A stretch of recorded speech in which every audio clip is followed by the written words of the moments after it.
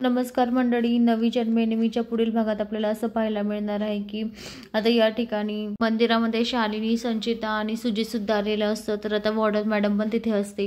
तर वॉर्डन मॅडमला स्वानंदीने वचन दिलेलं असतं की मी मनी सरांना घेऊन येईल. तर आता वॉर्डन मॅडमनेही सांगितलेलं असतं की मला आहे ना काही ना काही म्हणजे घडतंच आहे, त्याच्यामुळे मला आहे ना तुमच्या दोघांची पूजा घालायची मंदिरामध्ये. तर आपण पूजा करूया मंदिरामध्ये की आपले दिवस चांगले येतील, कारण सरपोतदार आहे ना फॅमिली आपली तुमचा पिछा सोडणार नाही, कारण ती तुमच्या नुसते मागे लागलेली आहे. म्हणून आपण आहे ना मंदिरामध्ये पूजा घालायची, हे कधीपासूनच माझ्या मनामध्ये आहे. तेव्हा आता स्वानंदी म्हणते ठीक आहे मॅडम, पण मग मनी सरांना कसं आणू. तेव्हा आता वॉर्डन मॅडम म्हणते की हे बघ स्वानंदी, तुलाच करायचं आहे हे काम, कारण तूच आणू शकते मनीला मंदिरामध्ये.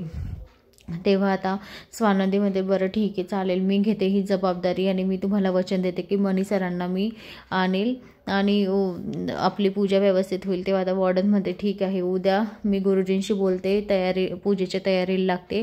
उद्या 10 वाजता मनी आणि तू मंदिरामध्ये ये. तर आता दुसरीकडे शालिनीने पण सांगितलेलं असतं की तुम्ही पण फॅमिली प्लॅनिंग करा, कारण आता स्वानंदीला 7वा महिना चालू आहे, नाही तर तिचा वारस या घराला लागेल. म्हणून तुम्ही फॅमिली प्लॅनिंग करा आणि छान मस्त एक बेबी होऊ द्या. तेव्हा आता सुजित म्हणतो काय मम्मी हे काय चालू आहे तुझं, आपण स्वानंदी आणि मनी बाबतीत बोलतो आहे आणि तुझं काय फॅमिली प्लॅनिंगचं चालू आहे. तेव्हा शालिनी त्याला समजावते, अरे गाढवा, तुला समजत कसं नाही की स्वानंदी 7 महिन्याची प्रेग्नेंट आहे, कारण मनी तुमचा डॅडचा मुलगा आहे मोठा, तर तो वारस लागेल ना.